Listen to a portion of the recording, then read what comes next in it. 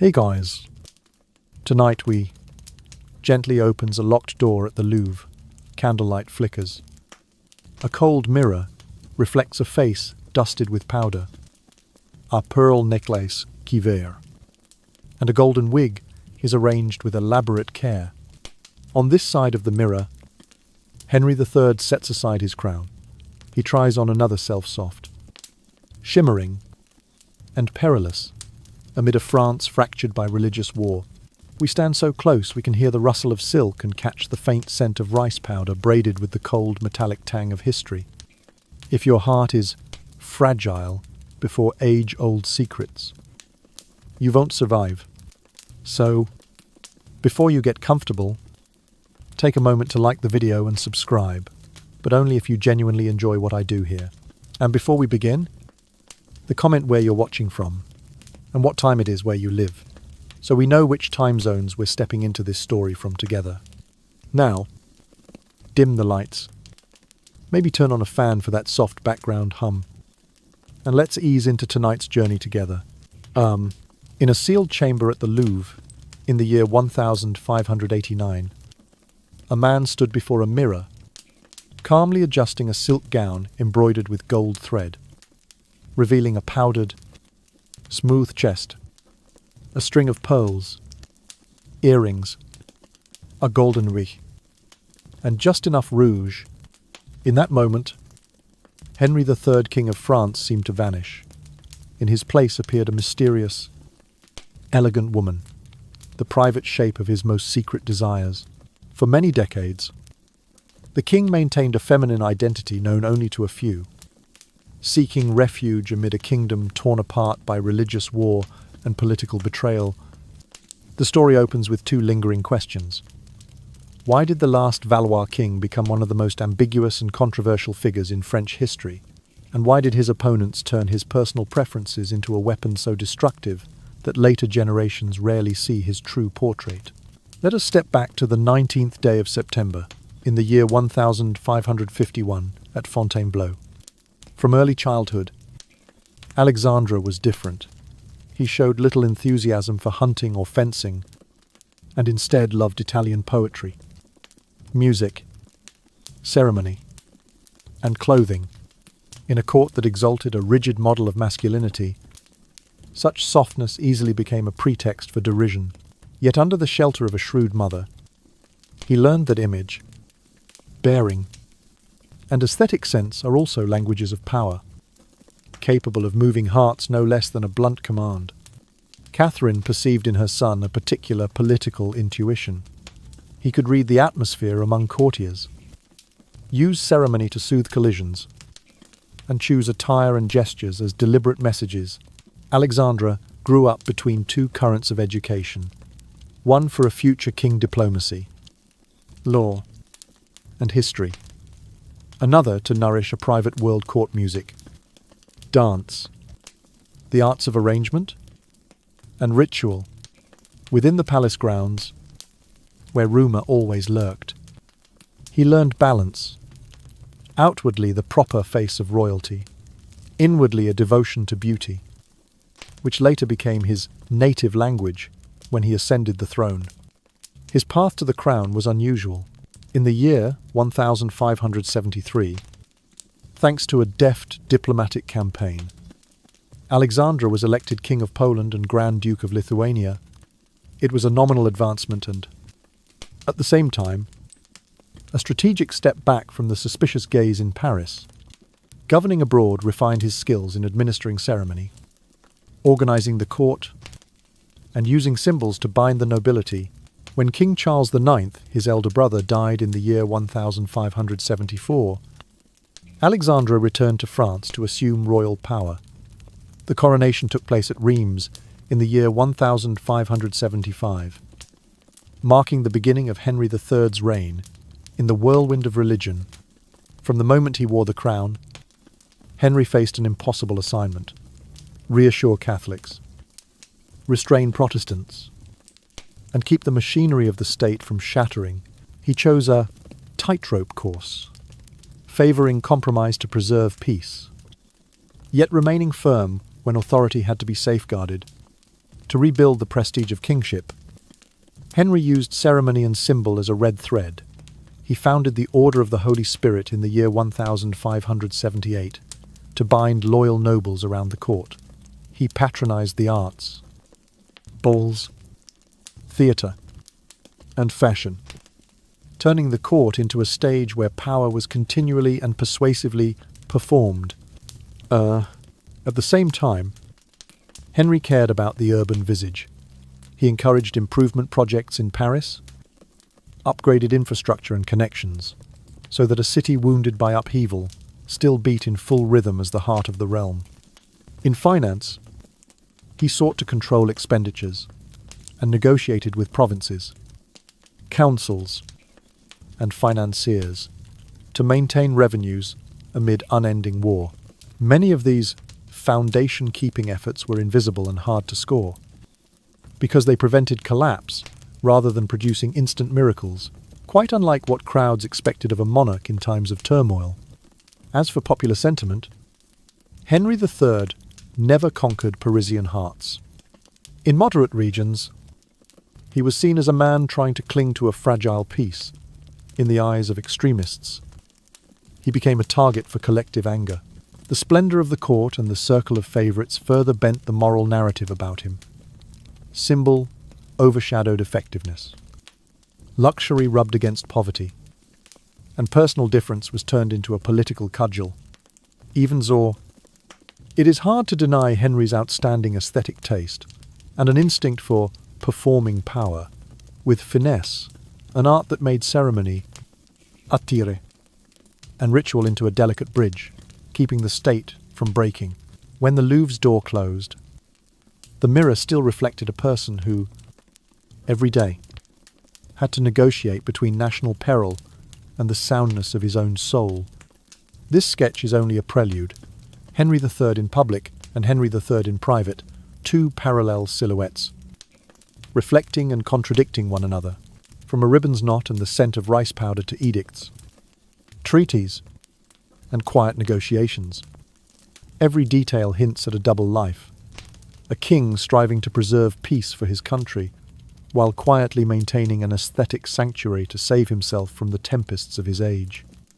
And when the mirror in that sealed chamber finally stopped reflecting its secret, the boy who would become Henry III stepped into view, and his earliest inclinations began to explain the double life to come. Alexandre Edouard was the fourth son of Henry II and Catherine de' Medici, and from the beginning he stood apart from his brothers. Charles gravitated toward arms and strategy.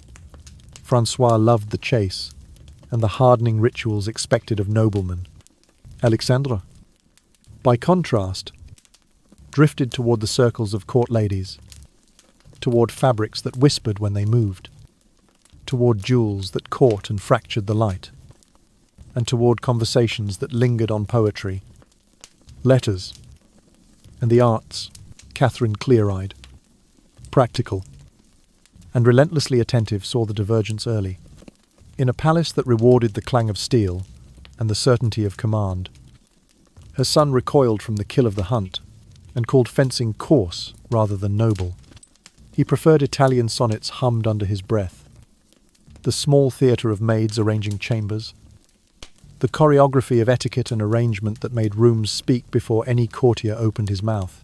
Where others measured a prince by how he sat a horse or split a target, Alexandra measured a day by cadence, colour, and the quiet discipline of grace. At first, Catherine attempted the obvious remedy. She assigned stricter tutors, men with stiff collars and stiffer expectations, who drilled him in the postures of authority and the exercises of hardness. They corrected his wrist, his gait, his stance.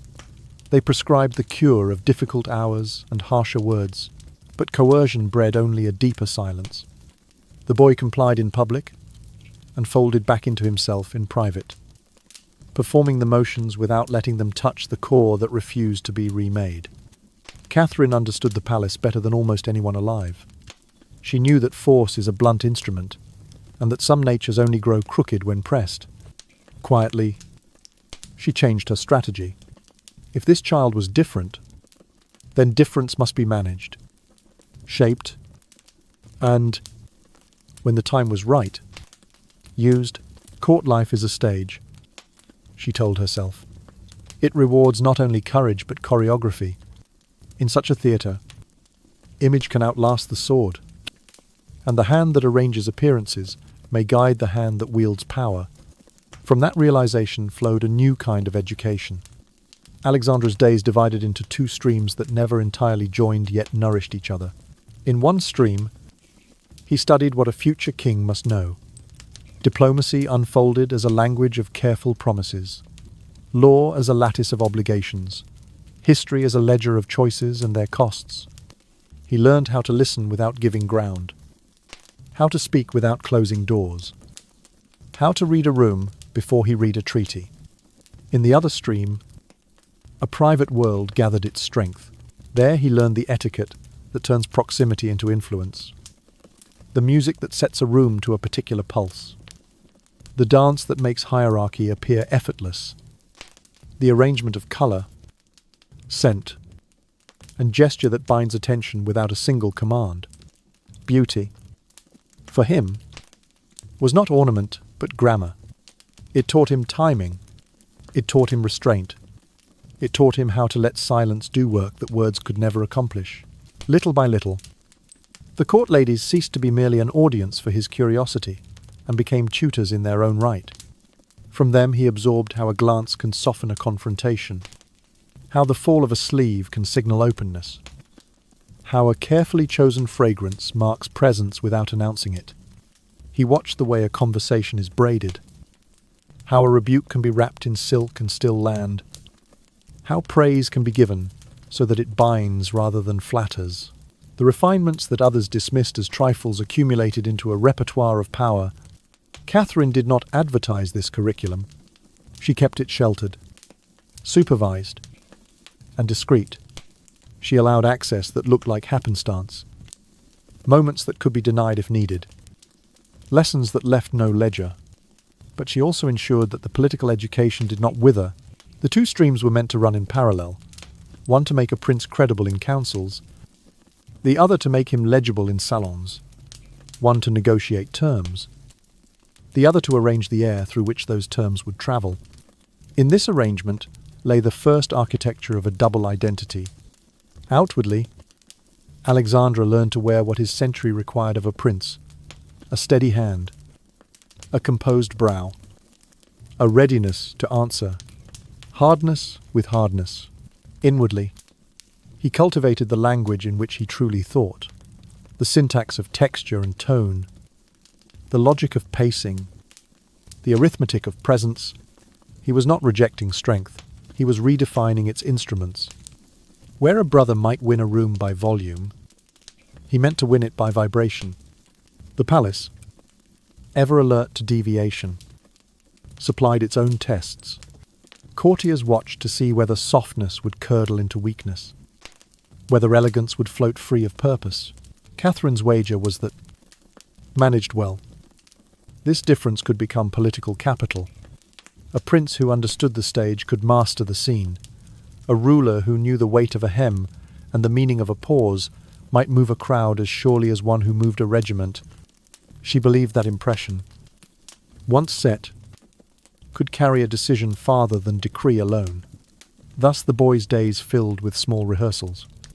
He practiced entering a room so that attention gathered without being seized. He practiced leaving so that absence spoke as clearly as presence. He practiced the tilt of the head that invites counsel and the straightness of the spine that ends debate. Each gesture formed a note. Together they composed an authority that did not need to shout. All the while, the seed of a double self pushed roots into the soil of habit. It grew under layers of routine and expectation, under the gazes that measured and the whispers that judged.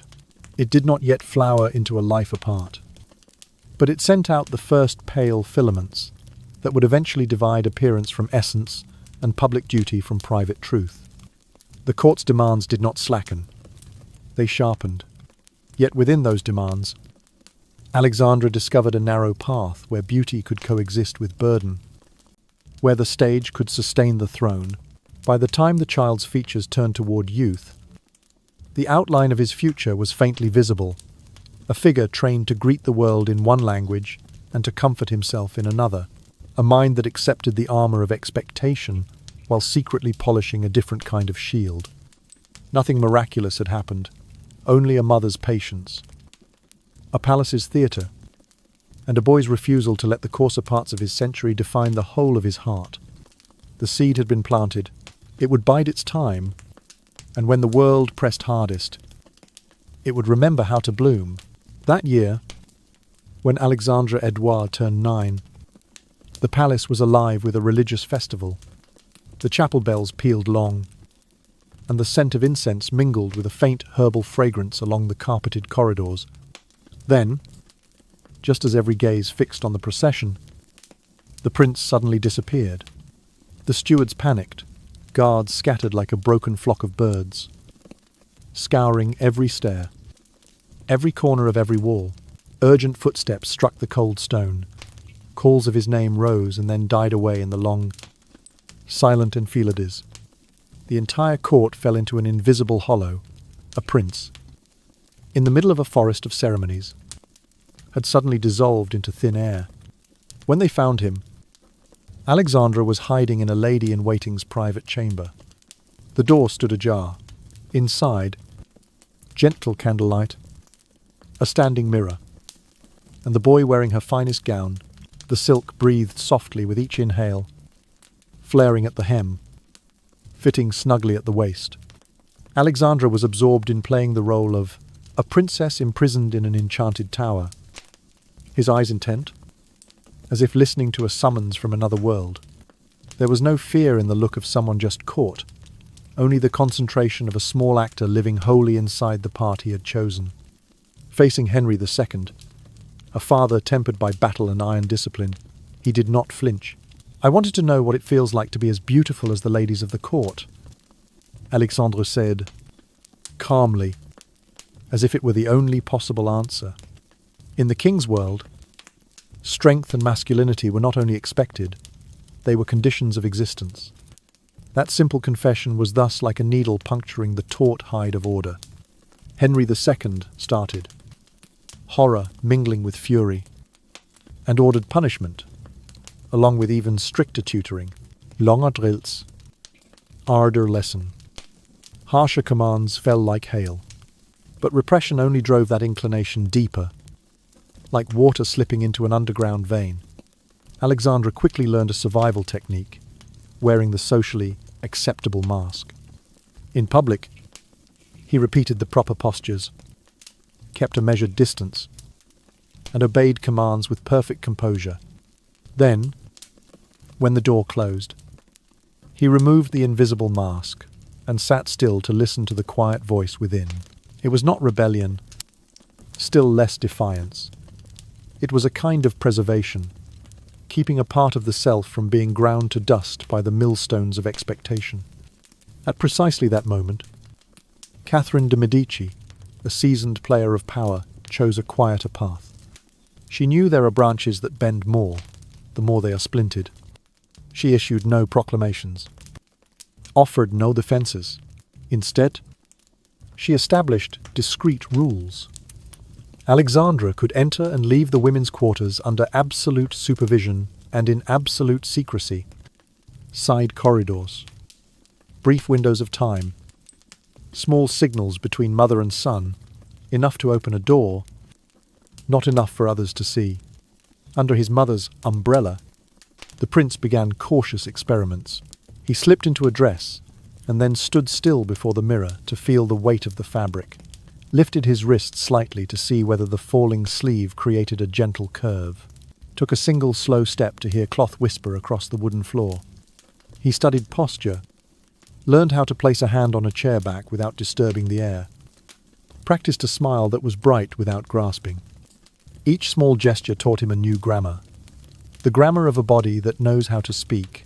Those moments were not merely games of dress-up. They were like a door opening onto a psychological refuge, a place where Alexandra could shed the invisible armor of royalty, loosen his shoulders, and let his breathing return to a normal rhythm. There, no one demanded that he be stronger, harder, or louder. There, beauty, color, scent, touch became a language that went straight to the heart. Each time he looked into the mirror, he did not see a flaw to be corrected, but a question to be answered. Who am I when no one is looking? Secrecy also forged discipline. Alexandra understood that a single misstep could unleash a storm of rumor, so he learned caution like a jeweler, checking every fold, concealing every sound, listening to each footfall in the corridor. He did not seek display, he sought rightness. Each time he tried on a dress, he set himself a time limit. Each time he practiced a stance, he drew boundaries.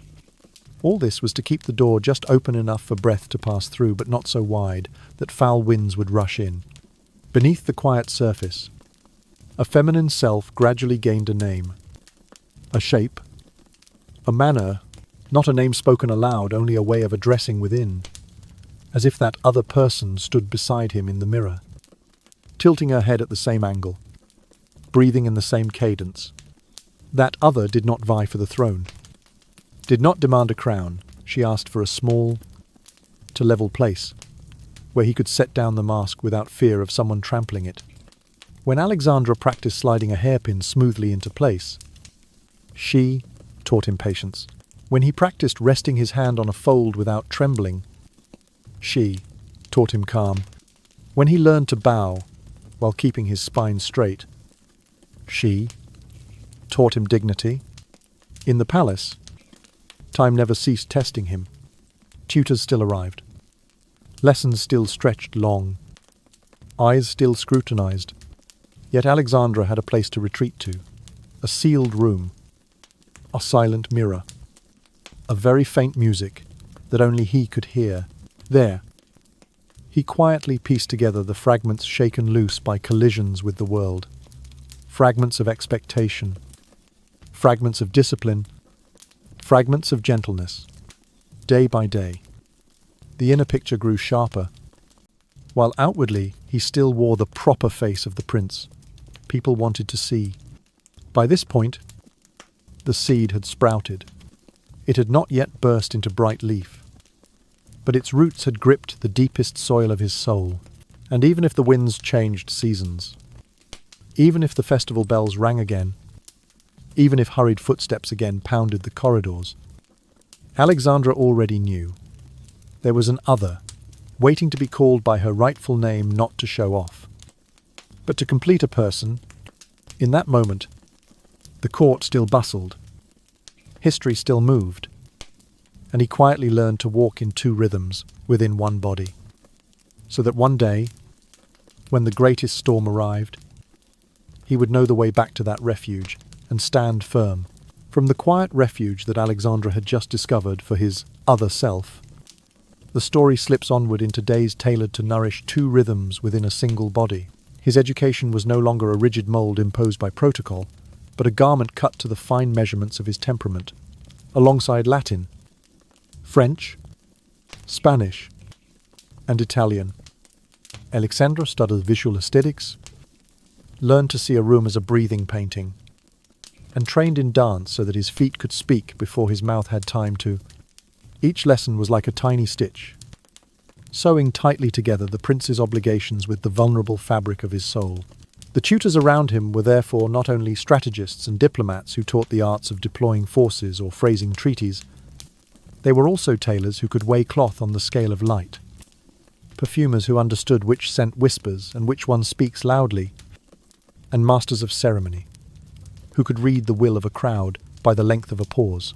On the surface, all this was the knowledge a future monarch needed to keep his step on the political stage.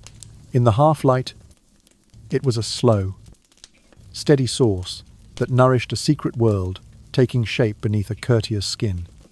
In the safety of the inner apartments, with only a few loyal attendants, Alexandra patiently honed each detail like a jeweler bent over a tiny stone. He practiced applying powder so that the skin did not become a mask, but merely brightened by a gentle degree. Practiced setting a wig so that each strand embraced the brow like a story not yet told. Practiced a seated posture with a back straight but not sharp, soft but not slack. Corrected the tilt of the head to achieve intimacy without crossing a line, and lowered his voice to a soft, even register that could glide through a room and still leave an echo. For Alexandra, this was not entertainment to kill time, it was the art of transformation, a discipline no less demanding than the art of war. Those hours of practice made time flow differently. Each gesture was taken apart, polished, and set back in place.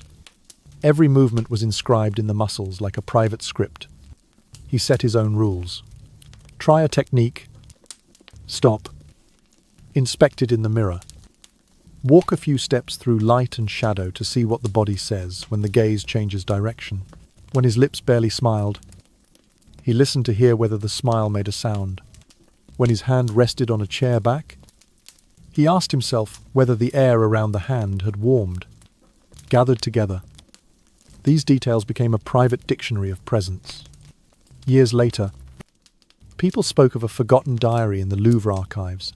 In it, at the age of 16, Alexandra wrote about Enriqueta, his feminine persona, saying that he had lived fully for 2 hours under that name, gliding along the corridors without being recognized, and that the joy of it could only be called indescribable. Whether the story of the notebook is clear or clouded, what it suggests remains bright.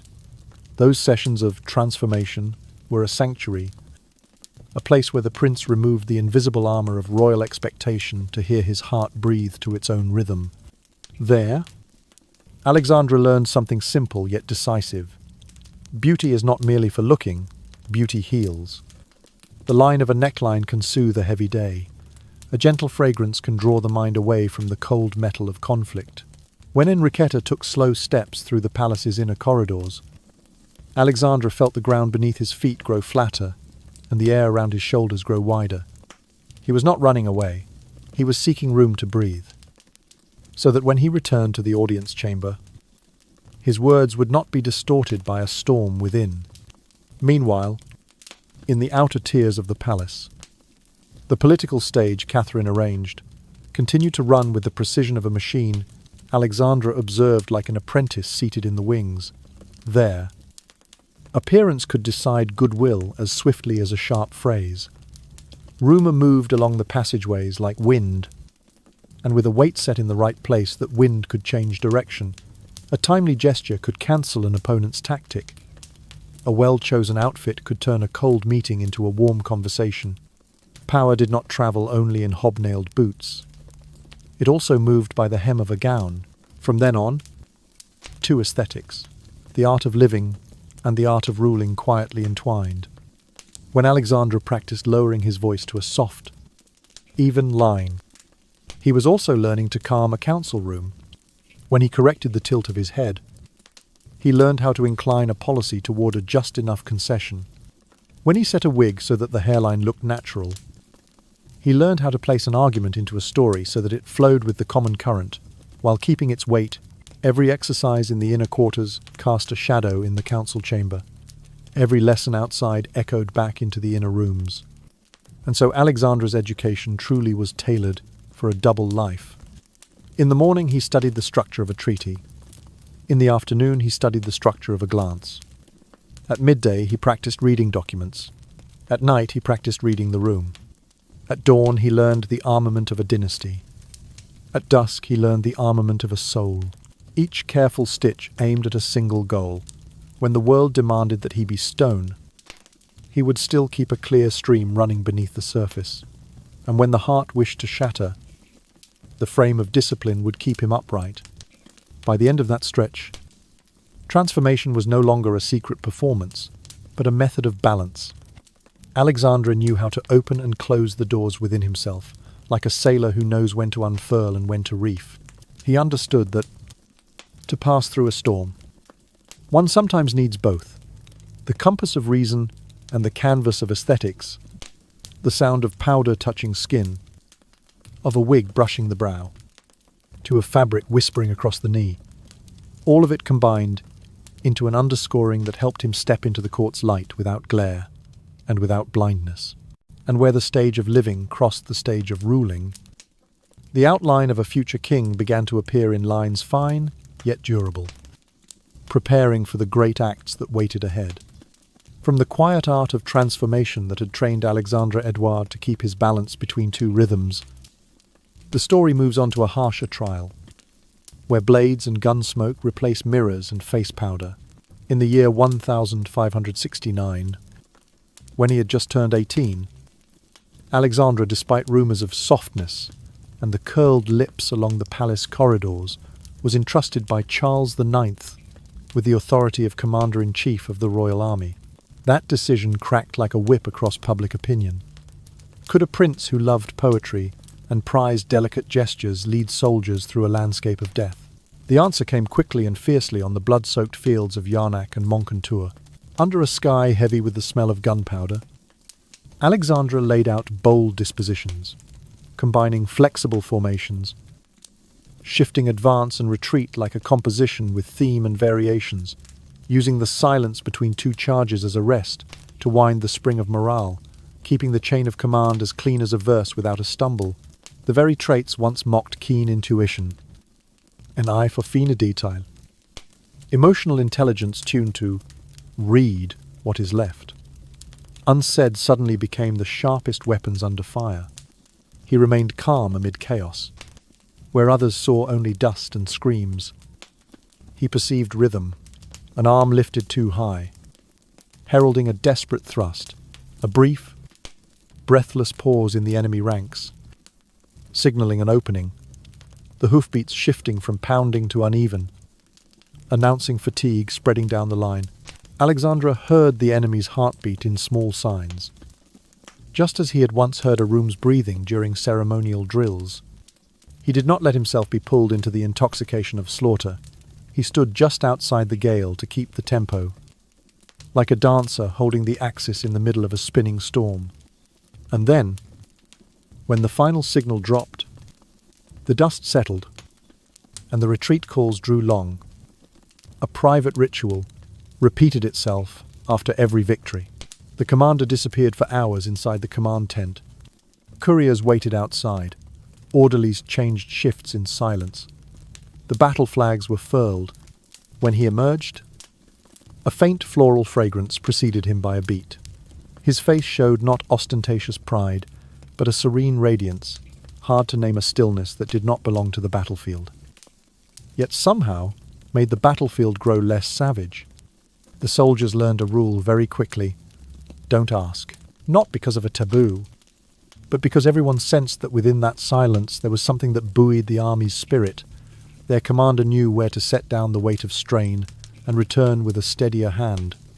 In Alexandre, a double life had become a way of breathing. Steel and silk, armour and rouge.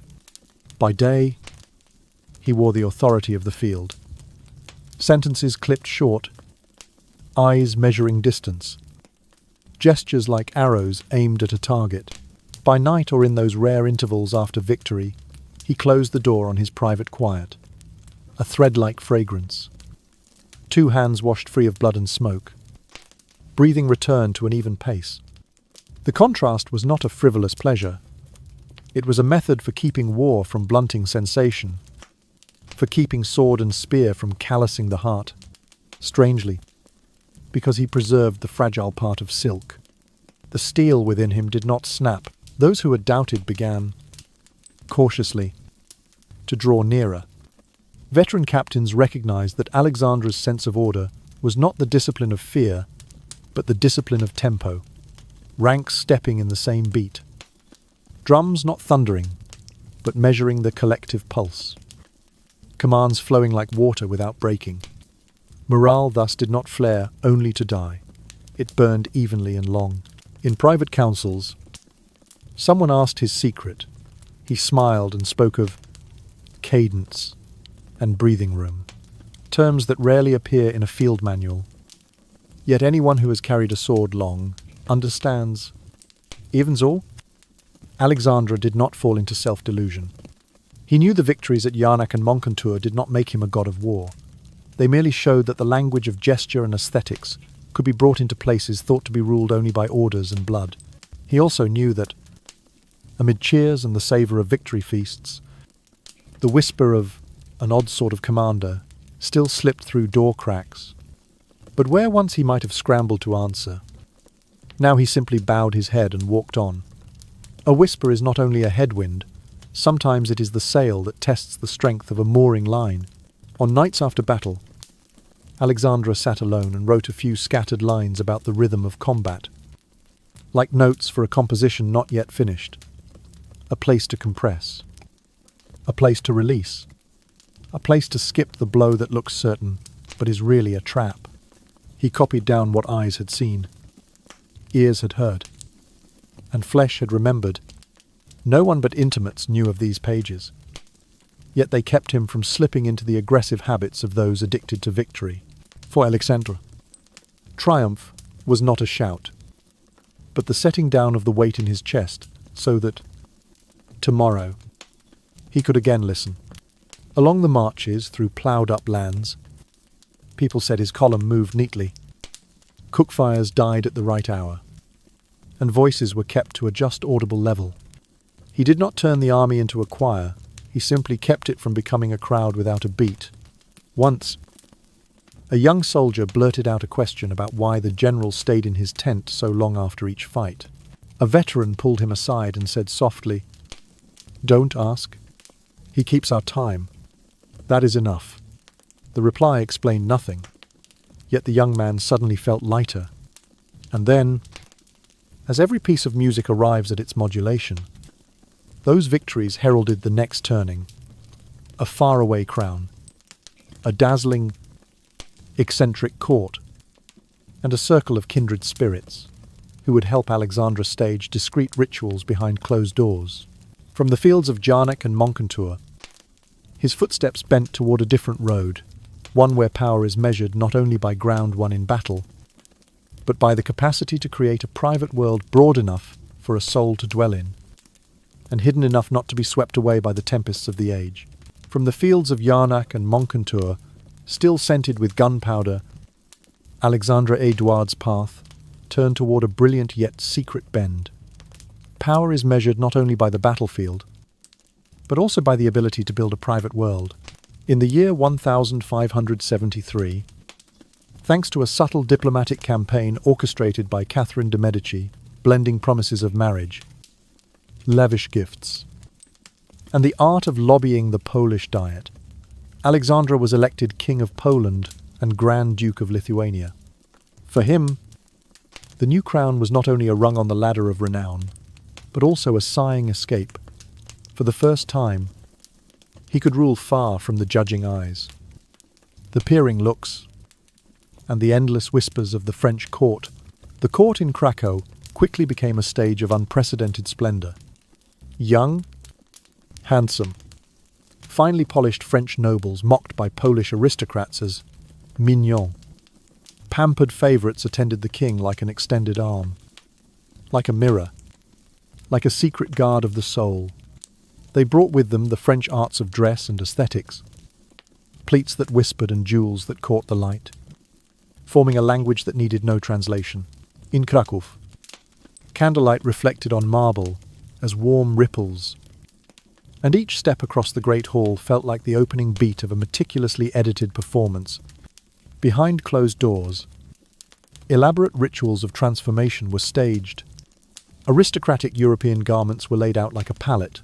Wigs were set, each strand adjusted to embrace the brow. A touch of rouge brushed so lightly that the cheekbones glowed like dawn in the mirror. Sensuous dances and performances, half art, half abandon, unfolded in a sealed space where eyes did not judge, but simply listened to rhythm. Every gesture, every turn, every bow was like a character in the inner narrative. There, Henry of Poland, felt himself freed from the masculine armor demanded by the throne, a universe where aesthetics, fragrance, cadence, and femininity became the language of the soul. A confidential report by a Venetian envoy, half horrified and half entranced, described the king appearing as a woman so beautiful that even the false breasts deceived every gaze.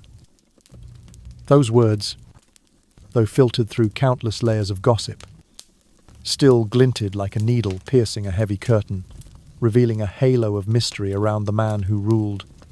Yet for Henry, the essence was not the performance but the ability to breathe. Transformation allowed him to set down the burden of kingship for a moment, so that the heart could find its own rhythm before returning to councils, documents, seals, and oaths. But the dream did not last. In May of the year 1574, Charles IX, his brother, died suddenly, leaving France without a male heir. By blood, Henry was the rightful successor. The bad news flowed through Krakow's cold corridors like a change of season, snuffing out candles that had only just flared. Every private gaze instantly turned back into the stare of politics. He must return. And the decision to return was staged like a campaign of seduction. Each leg of the journey, both ceremonial and a cloak for a soul preparing to leave its refuge. Passing through Venice, Henry devoted 3 full days to immersing himself in rare silks, exquisite jewellery, and the finest perfumes, lengths of fabric thin as breath, embroidery whose patience could be measured in stitches, vials aged in darkness through many seasons, all found their way into trunks, as if each item were a talisman for the voyage back to the waiting throne. Courtly publicity conveniently called them gifts for a future bride, but account books later revealed that most purchases were for himself, for Enriqueta, the feminine persona that had given Henry a place to breathe through harsh years. In the memories of attendants, the Venetian shops were like a cathedral of light. There, Henry tried a ribbon of silk to hear whether, when a breeze passed, it sounded like morning or twilight, lifted a string of pearls to see whether it caught candlelight with restraint or with ardour, unstopped a vial to gauge how far amber could travel in a room full of voices.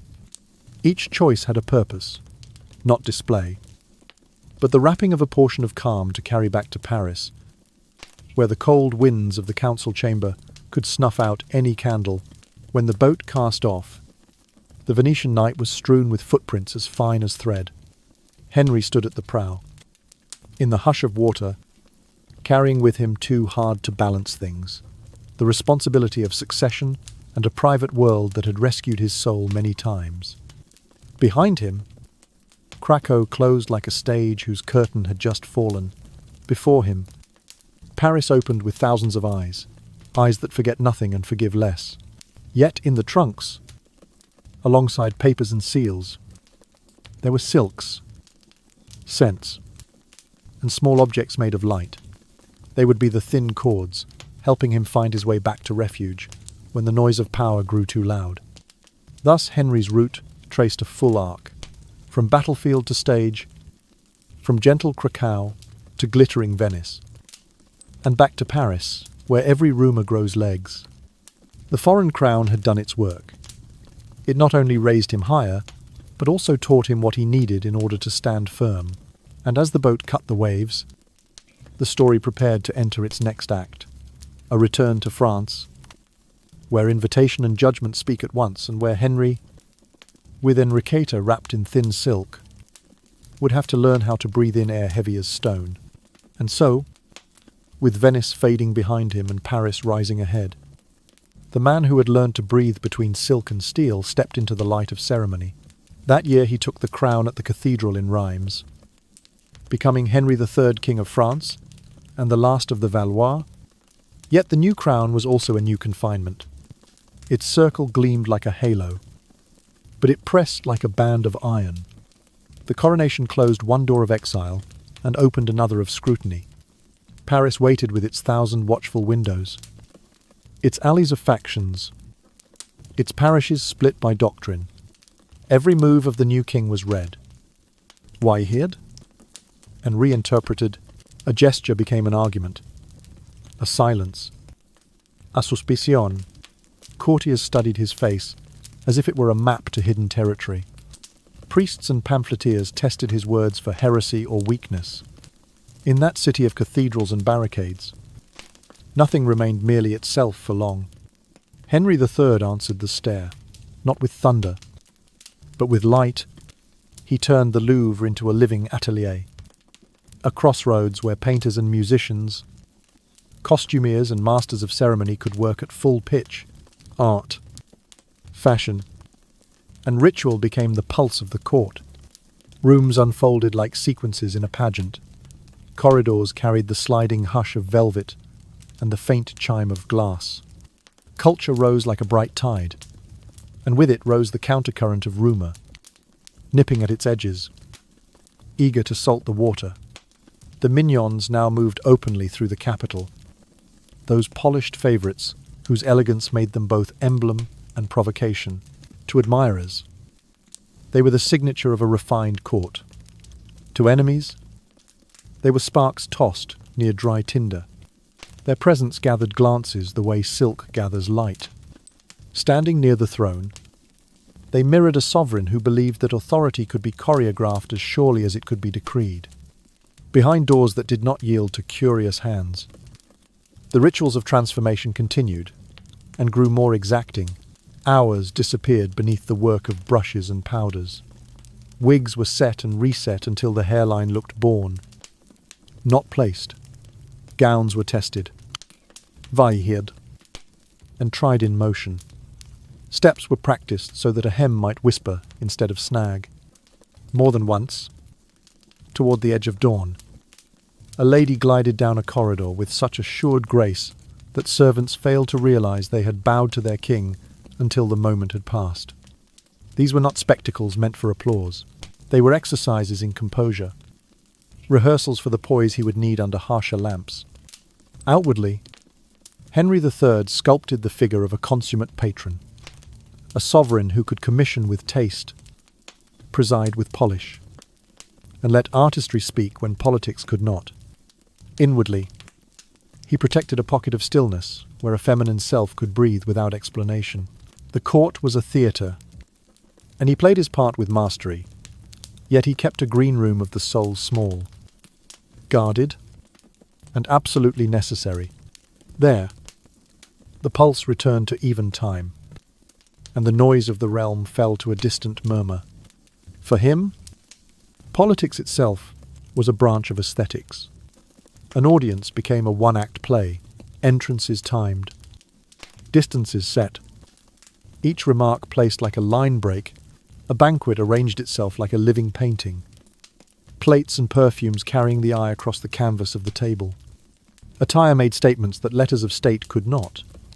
A fabric that softened a quarrel, a cut that stiffened a resolve, a colour that recalled a promise without naming it. Where others spoke of force, he composed an atmosphere. Where others clenched, he calibrated. But the kingdom he inherited was torn along its seams. France bled from old wounds. The capital was a maze of resentments, an echo chamber, where sermons hardened into slogans and whispers into threats. In such a climate, the king's pleasure in beauty was mistranslated as decadence. His gentleness was filed under weakness. His difference was tried as sin. The very refinements that steadied him were presented as proof that he was unfit to steady anyone else. The theatre he built to dignify rule was accused of masking a lack of rule altogether. In the eyes of his opponents, every trace of silk, every drift of perfume, could be entered as evidence. A well-cut doublet became a confession, a jewelled clasp, a charge. A softly spoken reply counted for evasion, a carefully measured pause. For guilt, they read his court as a ledger of transgressions, line by line, never seeing that the same discipline that set a wig true could set a policy on course, that the same patience that trained a gesture could keep a counsel from rupture. Henry III understood the price of beauty in an age that worshipped the blunt instrument. He knew that grace would be called a veil, that harmony would be scorned as indulgence, that to move by cadence would look like dithering to those who marched only by drum. Still, he chose to keep what steadied him. He kept it not to taunt his enemies, nor to dazzle his friends, But to anchor his mind, a sovereign cannot always choose his storms. He can choose his ballast. So he held to a thin thread. It ran through the day, an attention to line, to balance, to breath binding the public figure to the private person, stitching heart to office and sanity to circumstance. Some days it was only the memory of a scent, some days a fold set perfectly so, some days the knowledge that a room had been arranged to welcome truth rather than brandish victory. The thread did not stop the wind, but it kept him from coming apart. In that way, the crowned cage did not become a tomb. It became an instrument to be played. Difficult, temperamental, sometimes out of tune, but capable of music if met with exacting care. Henry III tuned it by ear, by eye, by instinct. Outside, the factions shouted in time with their own drums. Inside, he marked a different rhythm, one that refused to mistake brutality for strength or noise for authority.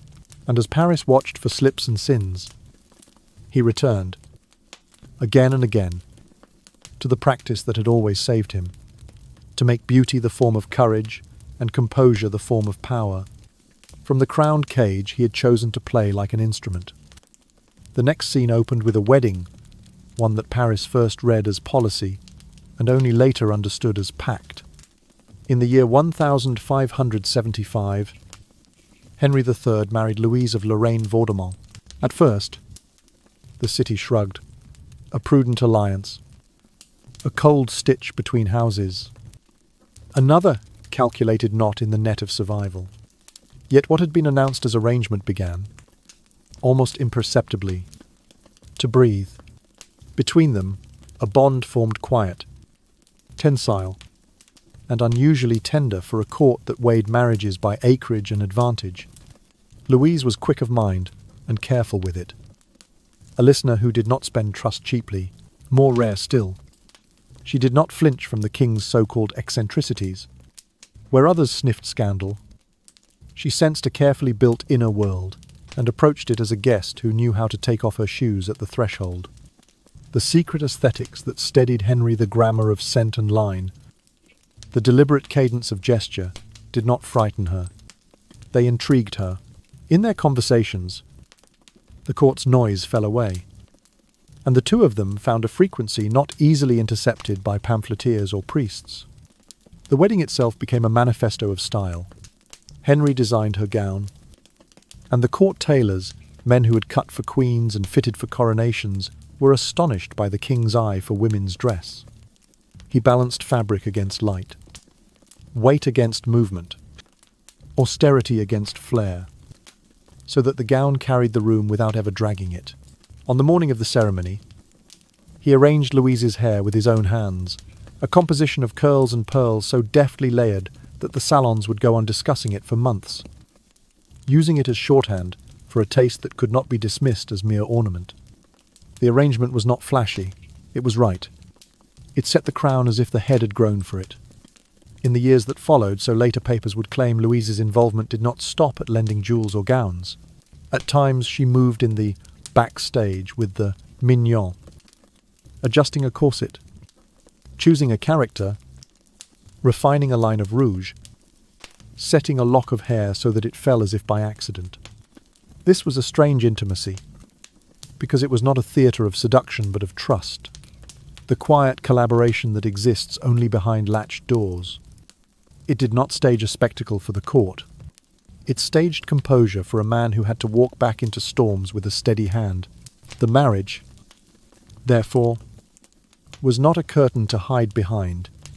It was a frame within which Henry could continue his double life without shattering. By day he stood as sovereign on the blade between Catholic and Protestant, measuring concession against conscience, decree against consequence. By night, or in those slender hours that opened when the palace finally exhaled, he returned to the art of transformation, not as escape, but as a rite of repair. Beauty served as a poultice, ritual as a brace, and the feminine self he had learned to shelter as a chamber where the pulse could find its even time again. At the Louvre, This balance held just but beyond its walls. A weather front gathered. Extremists on both sides stirred their kettles of rumour until the mix boiled over. Pamphlets, printed cheaply and flung widely, branded Henry effeminate, sinful, unworthy, as if adjectives could function as verdicts.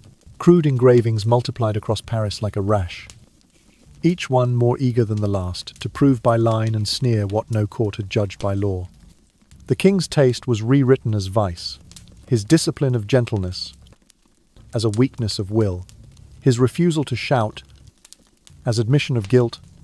The sharpest blow was the one aimed where a crown was supposedly fastened, at masculinity itself, in an age that soldered royal legitimacy to the clang of arms and the architecture of hardness. Any softness was presented as mortal. Silk became a charge, perfume, a confession, a measured voice, a mask for treachery. Those who opposed him learned to weaponize atmosphere. They did not need to refute policy when they could indict posture. They did not need to defeat a treaty if they could desecrate a silhouette. The theatre Henry had built to dignify authority was recast, on broadsheets, as the stage of a sham, and yet he understood the arithmetic at work. Beauty costs in an era that worships bluntness. To choose cadence over volume invites the accusation of drift.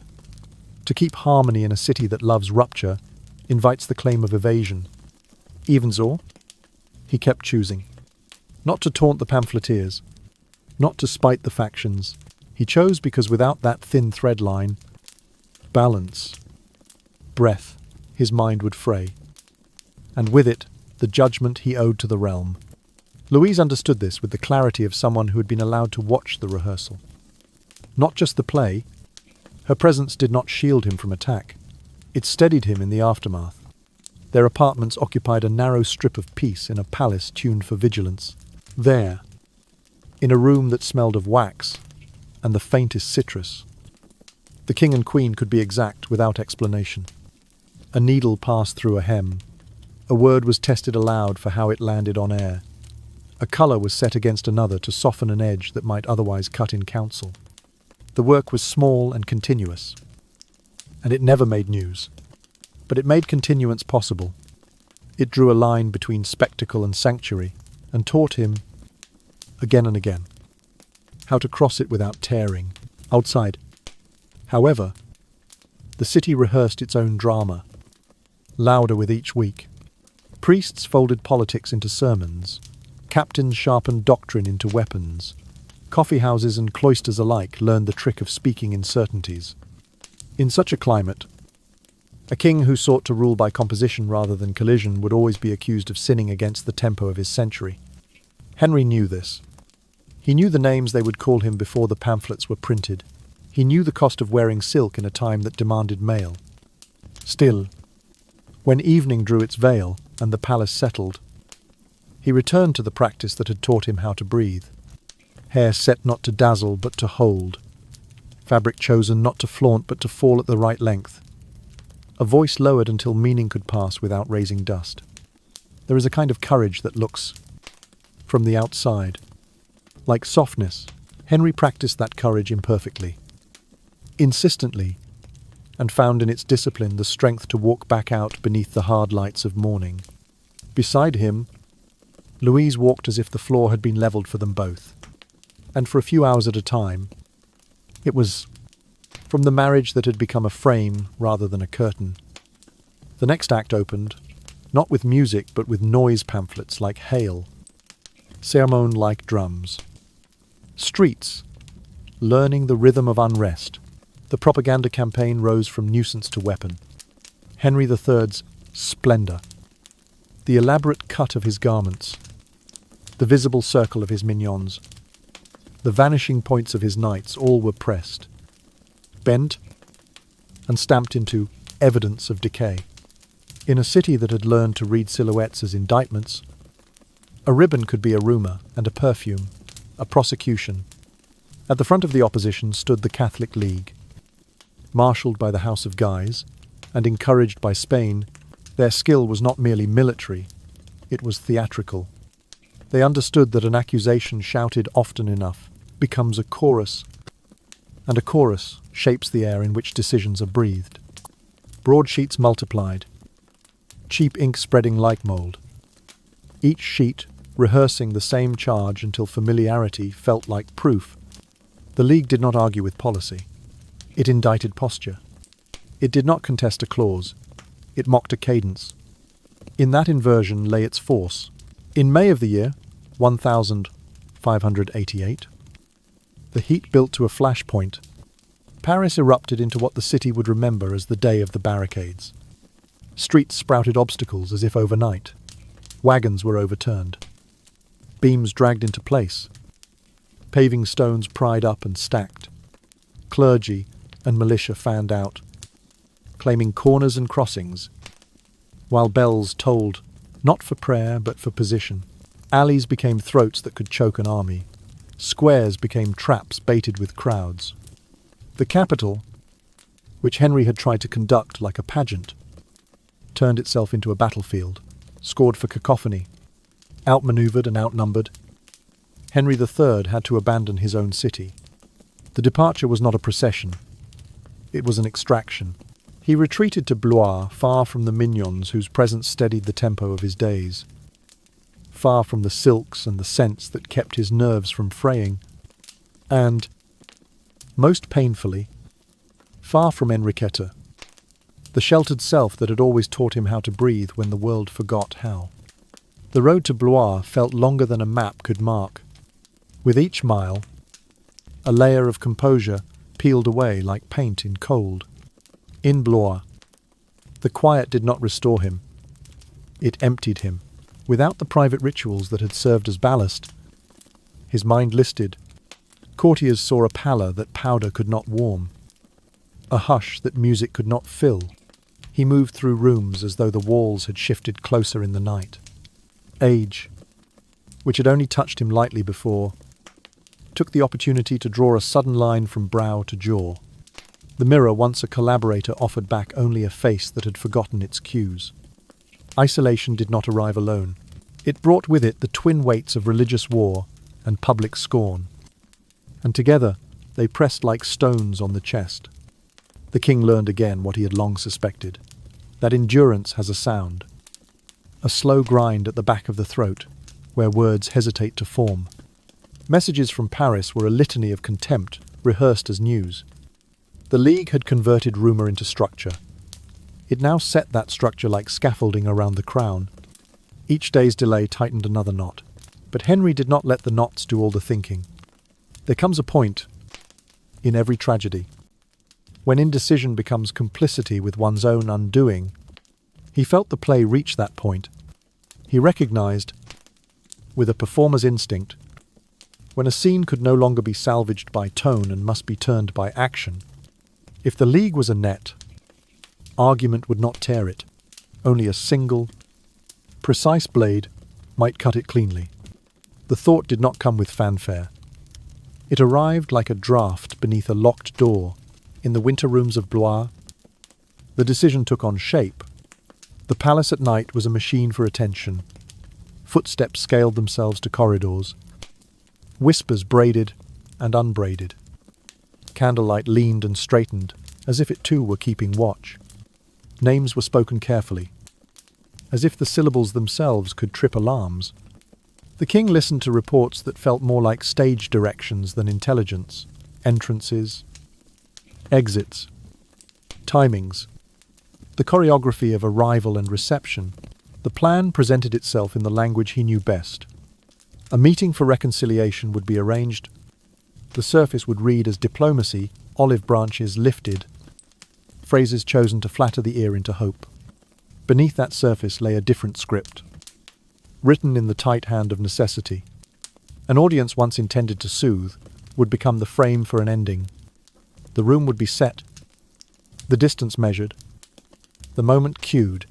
A single stroke, correctly placed, could break the spell the League had cast over the city's imagination. It would not end the war.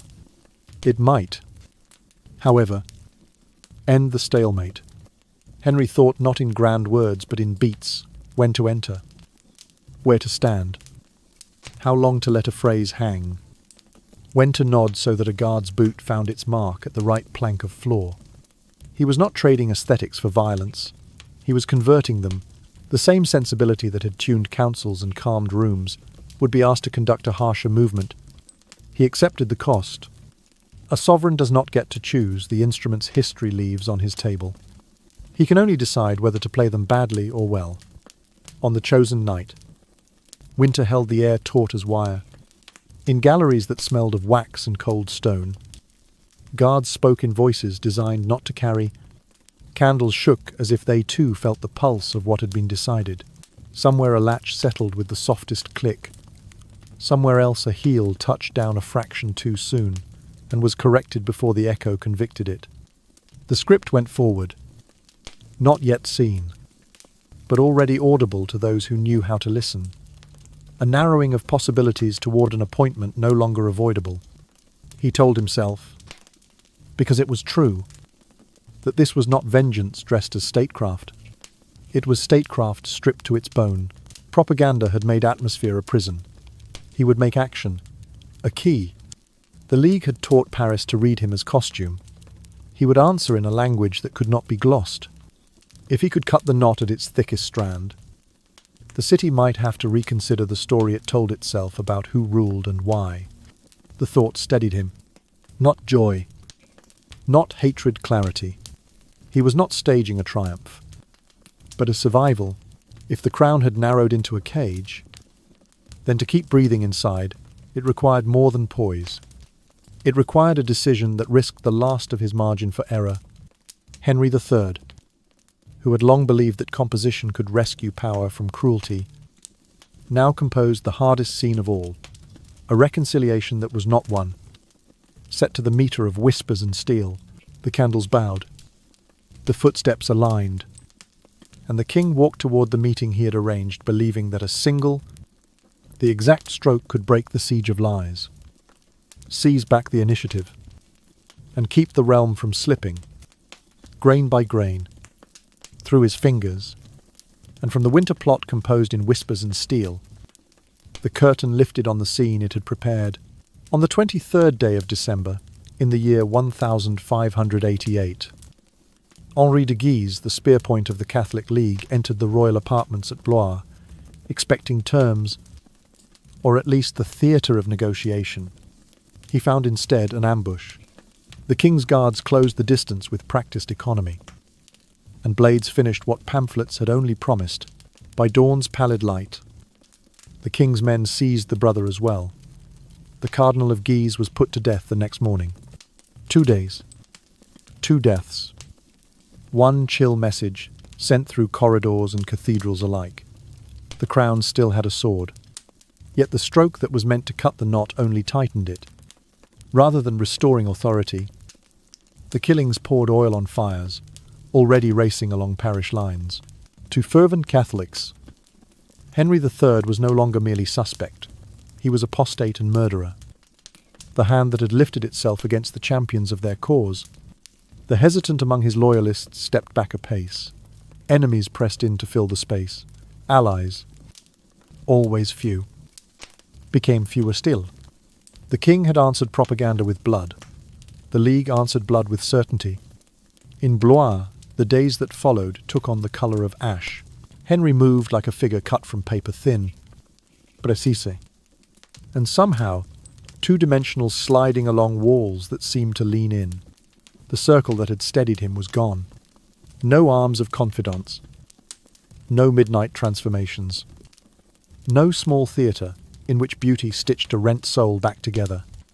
Court became camp, an anteroom of decisions lit by stingy candles. A map table standing where a harpsichord might once have stood. Night fell early and smelled of damp stone and something older. The mouldy reek of fear that outlasts incense. Politics, which he had long practiced as composition entrances timed. Colours chosen. Silences tuned, was now a wound open to the air. The city he had sought to conduct like a pageant refused to be scored. Everywhere there was the rasp of factions sharpening themselves against one another. Inside Henry himself, the division grew raw. On one edge, the king, On the other, the feminine self that had taught him breath and balance. Each half reached for the other and found no purchase. Poise could no longer cool the metal of choice. Gentleness could not mend the rent in legitimacy. He stood between identities that, once intertwined, now failed to rescue one another. Before him the future forked into two paths that led to the same abyss. Down the first, sectarian hatred would grind him to paste. The League tightening its siege of pulpits, print shops, and streets, until no voice in Paris could be heard above its drum. Down the second, history would bury him under a label cut to size, decadent, an all-purpose verdict that cancels complexity by naming it vice. He could already hear the sentences being written, as if posterity were a court that preferred slogans to testimony. In either direction lay erasure. The rooms at Blois echoed with that knowledge. Footsteps learned to whisper. Courtiers measured their words as if paying from a dwindling purse. The king's pen scratched more slowly. As though ink itself had thickened, he signed orders with a hand that remembered how to set a curl, and now guided steel instead. Time, always precise in his keeping, slipped out of measure. Even prayer seemed to arrive a beat too late. As if the chaplain were following a conductor no longer at the dais. He did not deceive himself. The twin executions had not broken the spell the League cast. They had redrawn it. Those who had doubted his resolve now doubted his soul. Those who had craved a decisive king found the decision they got unpalatable, and the consequences inescapable. The heir of France was a courtroom in which his attire had been counted as evidence, and now his blade was... 2. He had always believed that composition could discipline power. Now power had taken the form of a cut that no rearrangement of light and line could soften. So the king bore his last months like armour he had not chosen. He slept in fits, woke to dispatches packed with scorn, endured councils that circled without closure. He kept his posture because posture was what he had left, though even that drew whispers from those who mistook composure for emptiness. He had once made a stage on which grace could serve the realm. Now the stage was rubble, and grace could be practiced only in the smallest acts. How a seal was set, how a sentence ended cleanly, how a servant was spared an unnecessary fear. These were crumbs of order in a diet of chaos. Beyond the walls, the story ran ahead of him toward an ending that had been rehearsed by rumour for months. It would come, people said, in the plain clothes of piety, because piety travels where armour cannot. It would come with the authority of urgency, an urgent message, an urgent warning, an urgent need to speak alone. It would come at the boundary between protocol and kindness, that narrow strip where a sovereign dismisses guards because a petitioner seems too fragile to bear their presence. And then it would come as steel, quick and personal, choosing the body as the only text that could not be misread. So it was that a friar's habit would appear at the camp's edge, and a voice, properly deferential, would request a private audience with news too, pressing for anteroom ears. A door would close. A dagger would write its single sentence across the king's belly. Henry III would fold, not theatrically, but as any man folds, when the body is convinced by pain. Through the night he would speak fewer words than he had ever received in council, and each would be weighted toward the only use left to him, the transfer of a crown he had carried like a paradox. To Henry of Navarre, he would send what remained to be sent, the right to try again where he had been denied. By time and temper, the full measure of his design, and yet, alongside the chronicle of collapse, another record prepared itself not of victory, but of fidelity to an interior truth. It would say that a man dared to live two realities, even if only behind bolts and curtains, sovereign and artist, king and she, steel and silk. It would say that he paid the price exacted by an era that revered bluntness and distrusted balm. The cost was his reputation first, his breath after. But the fact remained, stubborn as a fragrance that lingers in wainscot. Henry III chose beauty as a means of courage and tenderness as a method of rule. The age called that decadence.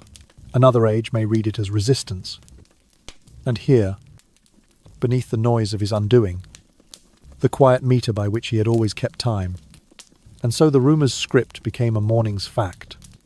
On the first day of August, in the year 1589, a young Dominican friar named Jacques Clement came to the royal camp, bearing a message labelled as urgent intelligence.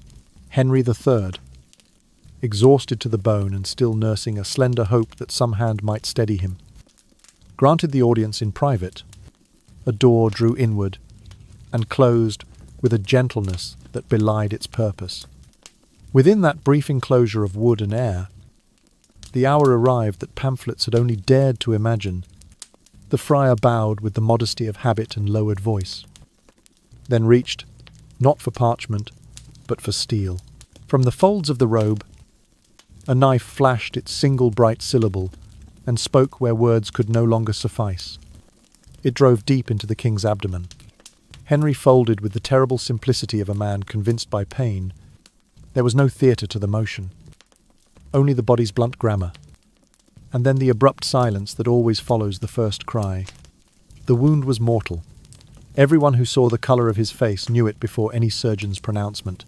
Night, which so often had served him as sanctuary, arrived this time as a corridor without doors. It stretched and stretched until it seemed to contain a lifetime.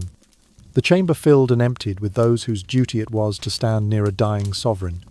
Yet even among them a hush held, as if the torches themselves had agreed to burn more softly. The king's breath, uneven and narrowing, kept time for the room. In that interval between agony and ending, Henry III sent for Henry of Navarre, the man destiny would place next upon the throne. Though he confessed a Protestant faith, the request was not a flourish of magnanimity. It was the necessary act of a mind that had always, even in despair, sought the shape of order. He spoke few words and none that wasted air. The meaning was plain. The succession must be affirmed so that the kingdom might outlive the quarrel presently consuming it. Amid the circling furies of sect and sermon, he offered legitimacy as the one intact object he could still pass from hand to hand. He also spoke, as witnesses would later remember, about lateness, about having delayed in recognizing those who were the true servants of God. Whether the phrase was confession or clarity hardly matters. It bore the sound of a man measuring his own errors at the edge of consequence. He did not revise the past. He acknowledged it. Then he turned the little strength remaining toward the future. None of them would share with him. The crown, which had so often felt like a paradox clamped to his brow, must go to a man prepared to walk through fire with it. The hours moved, reluctant but unstoppable, and the lamp of breath burned lower. Outside, soldiers shifted their weight from foot to foot and pretended not to listen for news that would name a world without the king they served. Inside, the candles traded places with the shadows, and the air took on that particular heaviness that attends a final night. Whatever he had once believed about the salvaging powers of art or grace, Henry now practiced only the austerity of letting go. At dawn on the second day of August, in the year 1589, Henry III exhaled for the last time. He was 37 years old. With him, the line of Valois went dark. A candle pinched between finger and thumb. With him, too, a secret world slipped below the surface. The rituals of transformation, the perfumes kept behind locked doors, the private theatre in which a divided soul learned to breathe in two tempos. The door that had so often been closed to guard that world did its final office, closing on a life that had insisted on complexity in a century, eager for single words.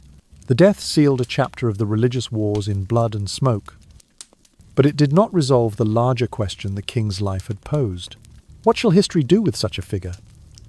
Will it find room for a human being who lived two truths, sovereign and artist, steel and silk, even if mostly behind bolts and curtains? Or will it go on rehearsing the caricatures, the broadsheet's jeers, the enemy's charges, the tidy labels that allow the mind to pass quickly over what it does not wish to understand. In the days immediately after, courtiers and captains repeated phrases about necessity and fate, as people do when the hour is too stark for fresh language. Yet under those phrases lay a quieter reckoning. A man had tried to keep beauty alive as a form of courage in a time that prized hardness. He had tried to make composure do the work that others assigned to threat. For this, he paid dear. First in reputation, then in blood. His enemies called it decadence. And perhaps that name will always cling to him where the ink of partisan history has dried. But another reading remains possible, waiting for those patient enough to practice it. It is the reading that attends not merely to outcomes but to methods, that notices how a life, even a royal one, is held together by a thin thread of chosen disciplines to keep line, balance, and breath. When the world insists on drumbeat and blade, this, too, is a kind of bravery. On the last night of his life, Henry III used what breath he had left to pass a crown rather than to curse a rival. In that choice lives the man more securely than in any pamphlet. And so the king who had once tried to tune a kingdom as if it were a piece of music died in a room where even music dared not speak. The instrument passed to Henry of Navarre, who would have to find his own tempo amid the same tempests. As for the one who had fallen, he left behind a question as persistent as a scent in old wood, whether we will let him be as complicated as he was, or keep him pressed flat between the pages of other people's certainty. In the hush that followed his death, the ink of verdicts dried quickly. The official chronicle of Henry III's reign hardened into a familiar caricature, the mignons sketched as frivolous degenerates, the king himself penciled as weak, deluded, and warped. It is a simple story, and therefore an easy one to repeat. But simplicity here is not clarity. Beneath that dust lies a truth with rougher edges and finer grain. A life lived at cross purposes to its century, and therefore misread by it. Henry III stood where two identities collided. One was assigned by blood. A king must suppress, must embody steel and sanction, must stride as the emblem of force. The other was spoken softly by the soul, a desire for beauty, for softness, for rites of transformation that worked as medicine rather than masquerade. He tried to be faithful to both. By day he wore armor, counted provisions, read dispatches, and signed orders in a France torn into ribbons by religious rage. By night he laced a corset, set a wig true, and practiced the composure that allowed him to sleep and then rise to face the map again. Between those two rooms, council chamber and inner chamber, ran the thread that kept him from coming apart. What his age called softness was, in his practice, another language of power. He wielded intuition where others swung threats, noticing the small signs that foreshadowed shifts how a voice frayed at its end, how a gaze refused a meeting, how a corridor's mood altered with a single colour. He used memory for detail like a ledger of leverage, recalling who favoured incense and who gagged at it, who softened at music and who stiffened, who answered best to speed and who to silence. Ritual and image were his instruments, not empty pageantry, but a grammar by which human beings could be steadied and steered. He staged politics as a large play, because he knew that publics, like actors, take their cues from entrances and pauses as much as from lines. To the pamphleteer and the preacher, each in love with a single note, such methods looked like evasion. To an army quartered in a city that worshipped hardness, cadence could only resemble drift. But Henry's style was not a veil. It was a technique. A measured voice is not a refusal to decide.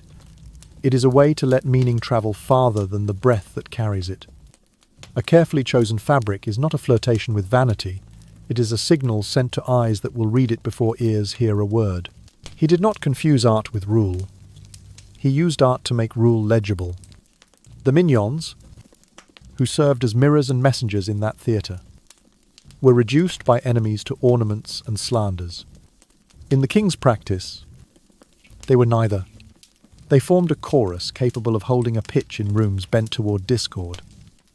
A company trained to maintain the temperature of conversation at the level where decisions can still be made. Their polish was not proof of decadence. It was a uniform for a different kind of campaign. One fought in salons and antechambers, against fatigue and fury, as much as against foreign steel.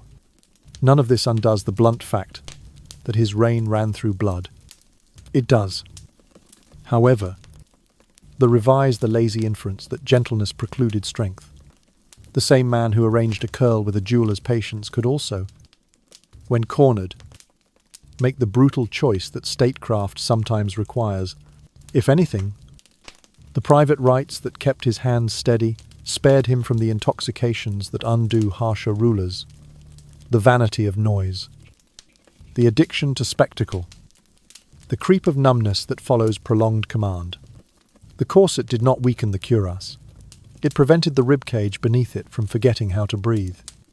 If an era accepts only one model of manhood, iron-voiced, iron-faced, iron-willed, then difference will always be ground down as defect. Henry refused that grinding, even if refusal had to be practiced after the latch. He did not campaign for permission. He created a small permission within which to live, and paid dearly for it. That, too, is a form of courage. It is easier to shout and break things, and easier still to wear the mask assigned and call the fit natural. It is harder to hold together two truths at once and move between them without lying to either. He paid a double price. Publicly, he was tried in the court of posture and punished for deviations that threatened a story his enemies needed to tell. Privately, he bore the strain of sustaining a sanctuary in a house built for surveillance. The smear of decadence proved too useful to die. It let partisans skip the work of understanding by naming a vice and moving on. But the record of his methods remains for any reader willing to do the slower labor. Intuition as a tool. Detail as leverage. Ritual as discipline. Image as governance. This is not helplessness. It is a toolkit for ruling humans, as they are creatures of mood and mirror, rather than as theories wish them to be. To say he was both warrior and artist is not to flatter. It is to describe. The day demanded a commander. The night demanded a conservator of the person who must command. The world called one side real, and the other indulgent. He knew better. The indulgent option would have been to surrender to the age's single ideal and erase himself to be praised by it. He chose instead to remain himself, even if only between bolts and curtains. That choice did not topple armies, but it preserved something more fragile and, in the long run, perhaps more instructive, the idea that authority need not be purchased entirely with brutality, so the neat parable of failure begins to fray. In its place stands a knottier account. A sovereign attempting to conduct a shattered country with instruments his century distrusted. A human being insisting that the self is not the enemy of duty. That beauty can be a brace instead of a narcotic.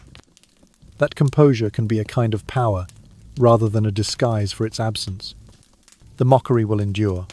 Mockery always does, because it is cheaper than thought. But another reading is available to those who require more than a jeer.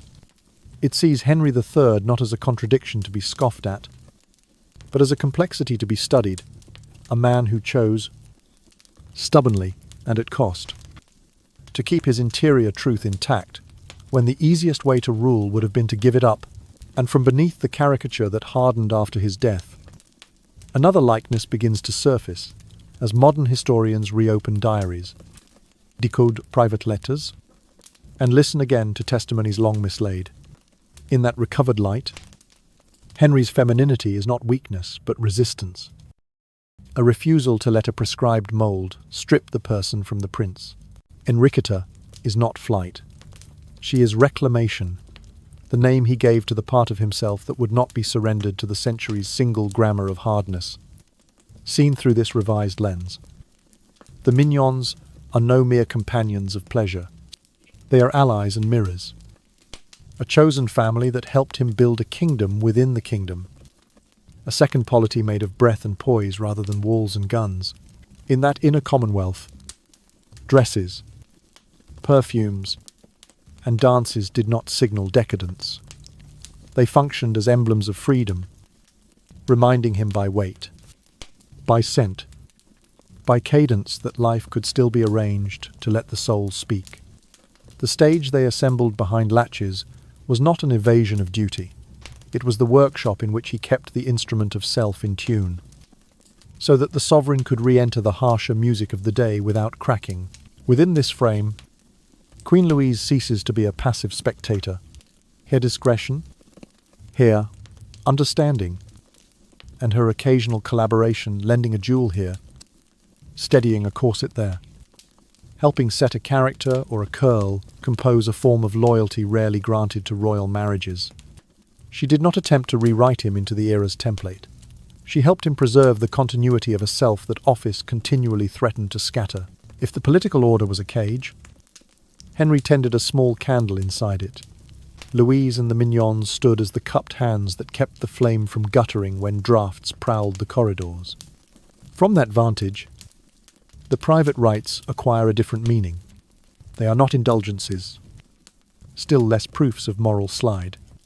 They are ceremonies of repair, the ways to keep the heart from petrifying in a time that made violence its measure of virtue. Powder and ribbon, cadence and line, these became tools of convalescence. Not décoration en décline. The same aesthetic vocabulary that shaped a wig or a hem also structured attention and breath, returning him to the public stage, with enough integrity to choose rather than merely react. That depth is easy to miss in histories written by the victors. For victory prefers a tidy silhouette and a single motive. But as the lost fragments are reassembled, entries in a hand that steadied itself through ritual, letters that hide clarity behind ciphers, the witnesses who remembered quiet acts because the loud ones left no room for memory, a more coherent design reveals itself. One sees not a scatter of whims but an aesthetic system, consistent and deliberate, built to bear weight. Its purpose was not to dazzle, its labour was to hold a life together. Thus the portrait adjusts. A man who learned to resist dehumanizing templates by cultivating an interior stage. A sovereign who preserved a private grammar of beauty so that he could speak authority without becoming its prisoner. The record will always include the jeers, yet next to them, there now stands a countertext, patiently assembled, that reads his softness as a strategy of survival and his elegance as a method of care for the self first, and through that self, for the realm he was sworn to keep. From that countertext, the historians have been patiently assembling. The tragedy sharpens into a different outline. The deepest wound in Henry III's life was not the blade of Jacques Clement, but the fact that the world never granted him the right to be fully seen. In public memory, he stands as the last Valois, a failed sovereign who lost his capital and fell to a fanatic in clerical cloth. In private, he was one of the rare figures who dared to live two truths in an age that allowed only one. He held to beauty, sensation, and gentleness in a century that prized control and hardness. And for that his memory was buried beneath layers of mockery and shame. Yet the curtain is lifting, inch by inch. When we reread the story with judgment loosened, Henry III emerges as history's androgynous figure, fractured and resilient, contradictory and continuous. The splendor that once seemed merely decorative becomes a chosen, symbolic system. A language he used to say the simple thing his age would not hear. A human being is not identical with a role, armor and corset, counsel and mirror, decree and fragrance. These were not incoherences but coordinates. He arranged them to keep a self intact within a uniform that fit too tightly. Viewed in this light, his magnificence is less a parade than a vocabulary. Fabrics and gestures, scents and silences. He chose them the way a writer chooses verbs, to move meaning farther than blunt speech could. He insisted that composure could be courage, and that grace diligently practiced, could hold a line that shouting only phrase. In a culture that reduced legitimacy to noise and force, such claims were doomed to be misread as decadence. But misreading is not disproof. It is a mirror tilted by the era that holds it. None of this demands absolution, and none of it asks for idolatry. A fairer frame does not repaint failure as success. It restores dimension. It allows for a sovereign who could be both narrow in options and stubbornly wide in inner life, both compromised by circumstance and unwavering in the small rituals that kept him human. It grants that a person can be at once the last of a line and the first glimpse of a vocabulary the future might need. A way to imagine authority without abandoning tenderness. A way to remain legible without becoming a caricature. If the past was unready for Henry, the present, more literate in questions of identity, owes him a cleaner view, not a plea, not a pedestal, simply the courtesy of precision, to say, with steadier breath, that he tried to live as truly as he could inside the tight garment of kingship, to notice that his softness, far from an alibi for weakness, was a method for staying intact, when cruelty passed for strength, to admit that the private rights others scorned as shame were, for him, the practices that kept the sovereign from dissolving into the office. Seen this way, the life resolves into a paradox that no verdict can flatten. A man who belonged to a world of drums and decrees, yet kept a metronome of his own and paid the price for hearing it. The record can hold that complexity, and if we let it, the figure who steps forward from the dust is neither villain nor saint, but someone braver than both, a human being refusing to be reduced. As we close the story of Henry III, the video's greatest value may be less a curious backstage anecdote than a new way of seeing people and power. We are no longer staring at a flat caricature. We meet a portrait with depth, a king struggling to balance the armor of duty with the corset of self, a person who used beauty, rhythm, and ritual not to show off, but to save himself before stepping back into the political storm. Its value lies in how the video helps us denoise prejudice, widening our moral imagination. Power is not only drums and swords. Sometimes it is composure, the skill of designing context, the knowing of when to breathe in and breathe out so as not to shatter. From this story we learn that softness does not equal weakness. It can be another language of strength. The intuition that reads small signals, the memory for detail, the aesthetic sense in ritual, the resolve to keep a private oasis, so the mind does not turn to stone. We learn to be wary of narratives that are too tidy. History is often written by the victors, while truth tends to live in the murmur in diaries. In Forgotten Letters, we learn that leadership is not only command, it is also the art of keeping time, the tempo of a room, of a group, and of one's own heart. And we learn a life skill that seems simple yet is always hard, protecting our small candle with daily 11s. Humble rites of repair so that, when we step into the storm, we are not swept away by the noise of the age. The video also illuminates how we might speak to the present.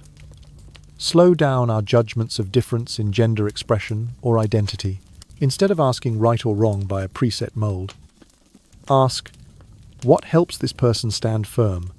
It may be that, thanks to a private ritual, a scent, a hemline, a few quiet minutes before a mirror, someone has enough calm to do the hard thing at the needed hour. We can bring that lesson home. Build a kingdom within a kingdom. However small a tidy corner of a desk, a piece of music, a breathing pattern to stitch up fatigue, practice reading context before reading words, ask, who wrote this story? And to what end? And meet others with a courteous curiosity, especially when they are not like us. In the end, the video's message is neither to glorify nor to excuse, but to restore a fair frame, to see Henry III as a complex human who tried to live as truly as possible inside the tight garment of kingship. If it must be distilled to one sentence, it is this: to be strong, you must first be whole, and to stay whole. Sometimes you need beauty as a form of courage. If tonight's story lets your breathing soften a little, your gaze on others soften a little, and your voice toward yourself soften a little, then that is enough for the small candle in each of us to keep burning.